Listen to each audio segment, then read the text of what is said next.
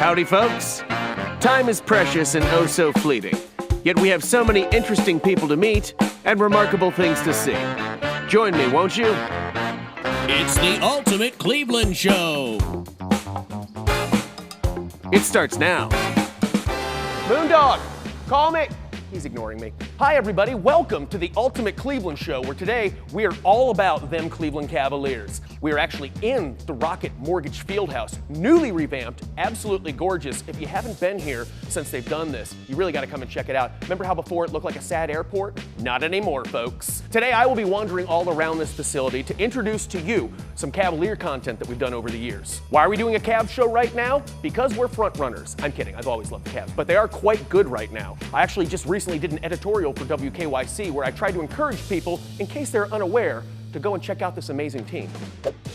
Well, the Cleveland Browns season is mercifully over, which means we remaining fans all get to take a well-deserved break from questioning both our morality and our sanity for continuing to support such a consistently shambolic and loathsome organization. Which is nice. Even better, we now get to devote our full attention to a team that is not only much easier to root for, but is also quite good at the sport they play. Of course, I'm talking about them Cavs. Tonight we're gonna take no prisoners. So in case you want to hop on this Cavs party bandwagon right now, here's a quick primer to bring you up to date. Let's begin by introducing you to your Cleveland Cavaliers starting lineup. At point guard, All-Star Darius Garland. At shooting guard, All-Star Donovan Mitchell. At power forward, soon-to-be All-Star Evan Mobley. At center, All-Star Jared Allen. And finally, at small forward, all of these guys. To be honest, the three spot's kind of a mess. We're still trying to figure that out. The Cavs are currently exceeding expectations, sitting at 5th place in the East, and they're a blast to watch. Now, some people might be reluctant to buy into this team based on last year's experience, when the Cavs played great all season, only to lose steam at the end due largely to injury and fatigue. And of course, there's no way that I can promise you that that won't happen again this year, but you know what? No, I'm going to put it all on the line here. I guarantee they're going to make it. That's how much faith I have in this team. Here are just a few of the reasons why. Donovan Mitchell. We gave up a ton to secure him, and I'll admit I was nervous, but he's been everything we could have hoped for and more. He's averaging close to 30 points a game, and he not only can carry this team on his back when necessary, he wants to do it. He's the real deal.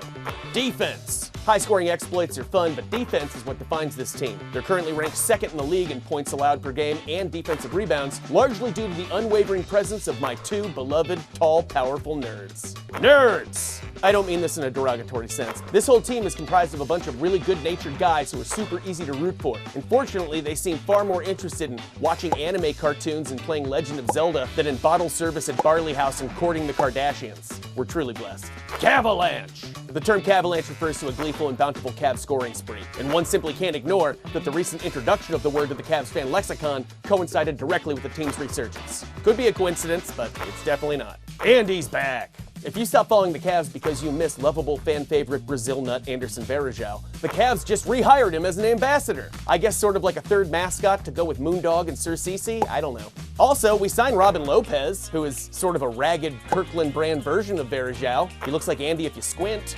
See? This team has it all. Chemistry. Despite really not having played together for very long, they quickly developed a great chemistry. They complement each other's talents and compensate for each other's weaknesses. They play unselfishly, and they are clearly genuinely enjoying themselves. It's for all those reasons and more that I am guaranteeing this team is going to the playoffs this year. So get on board now, folks, and start supporting this team. If I'm right, you get to watch postseason ball. If I'm wrong, you can all publicly ridicule me until your voices become hoarse. It's a win-win. This is Mike for 3 News saying, whoa, whoa, come on, Cavs! It's a Michael Stanley song. Well, if that doesn't convince you to support this team, I'm out of ideas. I'm now outside the Fred McLeod TV studio and media workroom. This is where the real press hangs out. The late, great Fred McLeod, of course, who we lost too soon, will always be cherished, and this is a nice way of paying tribute to him. Speaking of sports journalists, I actually had the opportunity recently to sit down with an eager young group of kids who might be the next generation of Fred McLeods. Take a look. These are the Cavs Kids Club Junior reporters, an elite team of youth correspondents who were chosen to cover a variety of exclusive Cavs events and press conferences where they are given impressive access to players and coaches. Who's your favorite player? Darius Garland. Evan Mobley. What's your favorite restaurant in Cleveland? I'm new in Cleveland. If there are any suggestions, I'm open to them. Chick-fil-A. Is excellent. McDonald's. As a seasoned and celebrated local journalist, I feel an obligation to offer unrequested guidance to these aspiring young media members as they begin navigating this exciting but intimidating career path. I'm a kind of a human interest reporter. I just get sent to, like, if a lady in Medina grows a really big pumpkin, they will send me to Medina to talk to that lady and be like, wow, look at that pumpkin, nice job. Oh yeah, like you're a Joker reporter. That's harsh. That's pretty harsh. Maybe fair, but still nothing you want to hear out loud from a child. Hundreds of kids applied for these prestigious positions, but these are the ones that rose to the top. The first objective was to get to know the team and figure out what we were working with. Tell us about why you wanted to become a junior reporter. I love the players, and I love the game of basketball, and I just thought it would be a really cool opportunity. Just that my mom literally signed me up because she knows that I really love the Cleveland Cavaliers. Well, I just like asking questions generally. What do you want to be when you grow up? I want to take your job. Wow, he looked me right in the eye when he said it. They withstood my withering barrage of questions like seasoned pros. What's your dream interview? Kevin Love. Why him, may I ask? Because he's my favorite player. Okay, so I was wondering if it was because you had a crush on him like my mom does. That's not you? You don't have a crush on him? Okay, that's good. Time after time, I tested them, and time after time, they met the challenge. Mascots, let's talk about them. Do we trust them? No. Sometimes no. Sometimes Actually, no, but No. Which one do you trust less, Sir Cece or Moondog? Moondog. Moondog. Wow, across the board. I just don't like the way he's always staring at you. Yeah, I mean, he doesn't have a choice, just based on how that costume's made. It quickly became clear why this squad was chosen. These kids have moxie. Give me a piece of advice as a journalist. Just try not to get nervous. Have your notes, be prepared. Be prepared, have your shirt, and have your pants. Make sure you have a shirt and pants. I think you speak for all of us. It's best for everyone, and you'll get a better response from the interviewee. They'd proven they could hold their own on one end of an interview, but how would these young scribes handle themselves when it's their turn to ask the questions? You'll find out in part 2 of my epic Cavs Kids Club Junior Reporters expose. I'm standing in front of a piece of history. That's the actual floor from the Richfield Coliseum. It still smells like Hot Rod Williams. I was just over there. I had a lot of great experiences at the Coliseum, and some that weren't so great. For example, I attended a game you might have heard of called The Shot. He gives to Jordan. Jordan to the circle, puts the shot in the air. Good! The game's over! Yes, that one. May 7th, 1989, Michael Jordan put a dagger in my young heart. One of my first experiences of Cleveland sports fan disappointment, but it would not be my last. It made a profound impression on me, which is why my sketch comedy group, Last Call Cleveland, paid tribute to The Shot in a video that we made a very long time ago. Check it out. Great moments in Cleveland sports history. Here's our story here at Richfield Coliseum. One of these teams will advance to the Eastern Conference semifinal. Cleveland has one timeout left. All right, fellas, this is it, all right? It all comes down to this shot. Now, we know they're going to go to Jordan, so we need to lock him down. Okay, so who wants to take him? I'll guard him, Coach. All right, Craig, good man. All right, everybody here heard Craig Elo. He's going to guard Michael Jordan, okay? So just let him work, give him some room, okay? All right, everybody, hands in, Cavs on 3. Whoa, hey, guys. What is it, Mark? Can we just talk this out a second? Is that cool? Well, I don't really know what there's to talk about, but okay. Just hear me out. Look, I think we can all agree that this is a very important play. And I'm just thinking that maybe Craig Elo's not the best guy for this assignment. No offense to you, Craig. You're a great dude, scrappy player. But at the same time, I think we can all agree Craig's kind of, slow, and he's very white, and he's definitely not our best defender. That's fair. Okay. Whereas Michael Jordan is inarguably the best player in the history of the game. Okay. It's great. Yeah. What's your point, Mark? All I'm saying is maybe somebody else should guard Michael Jordan. Like, I don't know, maybe Ron Harper, who is extremely fast and athletic. Or maybe Larry Nance, who got voted to this year's NBA All-Defensive First Team. Congratulations, by the way, Larry. Thanks. So I just want to make sure I'm understanding you correctly here. So you're saying that you think that we ought to have someone other than Craig Elo cover Michael Jordan? That is what I'm saying. Okay, well, how do you feel about that, Craig?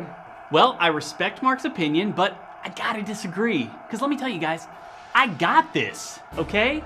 Craig Elo has got this. Mark? All right. That's all I needed to hear. Let's do this! Great, all right, hands in, Cavs on 3. 1, 2, 3, Cavs!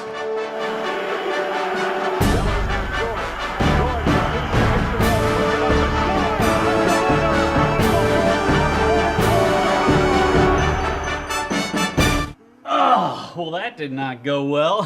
Heartbreaker. You were right about that one, Mark. Oh man, I should not have been guarding him. I feel like a boob. Ah, well, hey, there's always next year, right, guys? I'm sure the Cavs will be great all through the 90s. Elo out. Great moments in Cleveland sports history.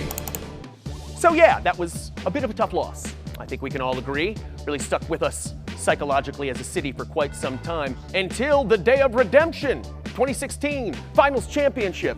The trophy's right there. First major Cleveland sports franchise championship in about 60 years or so.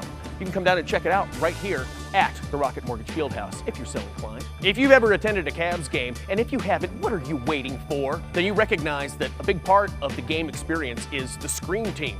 They are an energetic group of young dancers, and I got to speak with their coach about his sport, which is finally getting some recognition.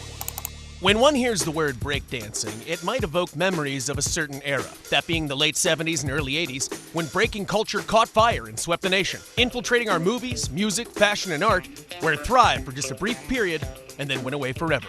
Right? Nope, it's still thriving. It's actually an Olympic sport now.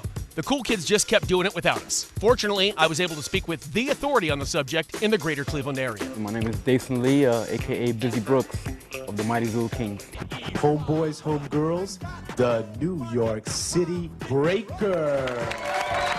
Can you give me a little bit of the history of breaking? It's a dance that started like in New York back in the late 70s, early 80s. I'm not sure if you know, but breaking is like one of the key components of hip hop culture. The DJ would notice that all the people will go crazy at a very specific part of the song, which is called a break. And they say, you know what, I'm gonna bring another turntable and I'm gonna try to loop that sound so that it can last longer, making people kind of just dance crazier and hype, you know what I'm saying? And the dance kind of came from that energy. Dason has spent the last 2 decades honing his craft, building his brand, spinning his spins, and doing stuff like this. And now he serves as coach and mentor to the celebrated and exceedingly boisterous Cleveland Cavaliers Scream Team. Now the Scream Team, for anybody who might not be aware, would you describe what they are? They would say the NBA's #1 hip-hop dance team. Make some noise for the Scream Team! He got his start as a young member of the squad. I started breaking when I was 14, and by the time I was 17, I was traveling around the world competing and teaching, performing. I was on the Scream Team for many years. I opened a dance studio as well, and it's been my life for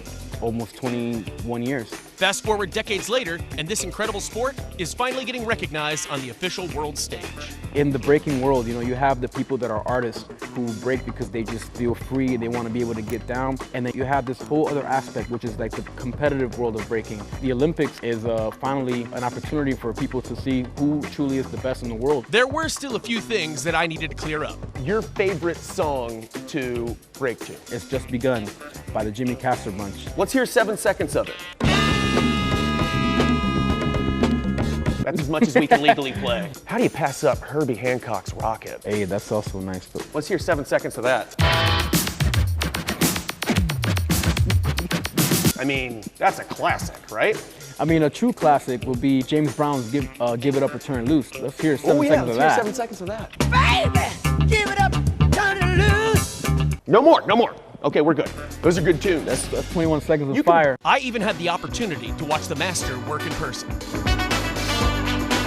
Woo! Woo! Wow! This is Mike Polk, popping and locking for 3 News. Woo! Well, that was tiring. My first time breakdancing. I'll never do that again. Breaking, not breakdancing. Sorry. So yes, that was quite strenuous, but not nearly as strenuous as my second chapter with the Cavs Kids Club Junior reporters, where I put their skills to the test. When the Cavaliers introduced their new squad of Cavs Kids Club Junior reporters, I felt obligated to impart some wisdom upon them, based upon my vast experience in the industry. Oh yeah, like you're a Joker reporter. That's harsh. It was now time to assess their interviewing skills by having them ask the questions. Go ahead, please, Jackson. So I've seen your Cleveland tourism songs. Oh boy. Where you poke fun at the city. Yes. But what is your favorite thing about Cleveland? Does everyone see what Jackson did there? Started off with a little bit of tough love, telling me that I did poke fun at the city. Yes, during a very different time, Jackson, the city was much worse when I made that video. It sounds generic, but I do very much like the people here because they're my vibe and my kind of people. And also, I'm a big fan of Great Lakes Brewery. So those are the 2 things. As the interrogation continued, one thing became clear. These kids had skills. What do you find the most exciting thing about watching sports? The agony, particularly as a lifelong Cleveland Browns fan, watching the agony on fans' faces and the excitement, for some reason I find that quite thrilling. Their questions were polite but pointed and relentless, and they did not shy away from asking the tough ones. Oh, please, go ahead. A random question, go right ahead. Wait, this one? Yeah, no, just go ahead and ask whatever question you want. That one, yeah. Oh, yeah. Read it. What's it like being so awesome? He made you say that, Amir. I don't know. I guess that's subjective, but that's very flattering. Thank you so much. That's a great question. So fun. Go ahead, please. How do you manage to remain so humble in spite of everything you've accomplished? These are joke questions. Geez. These are joke questions. Quiet! I don't know what the future holds for any of these eager young reporters. Perhaps the next Stuart Scott, Aaron Andrews, or dare I say it, even Jim Donovan is sitting in this room right now.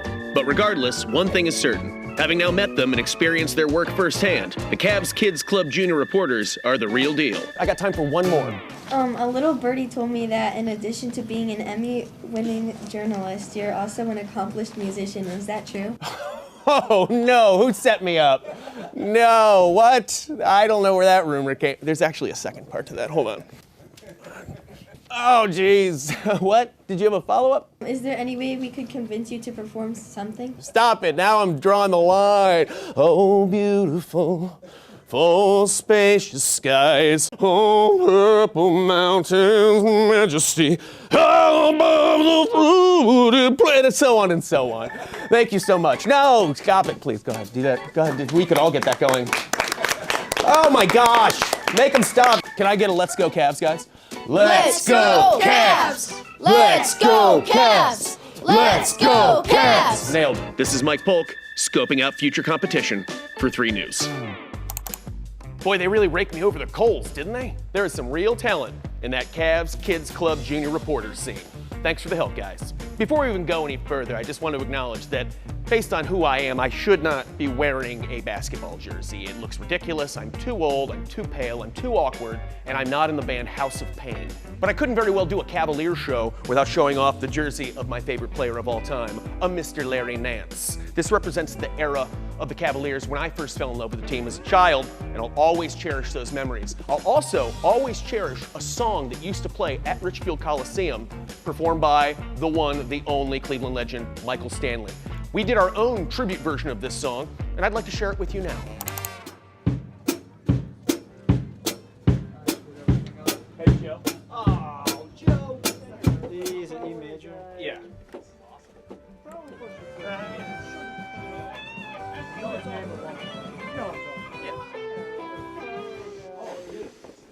I got an orange and a blue. There you go. Nice. Someone get this started for me. No. Tonight we're gonna take no prisoners. This time we're gonna live a dream. Tonight the orange and blue deliver. Hard-working town, hard-working team. Whoa, whoa. Tonight the hardwood's burning in the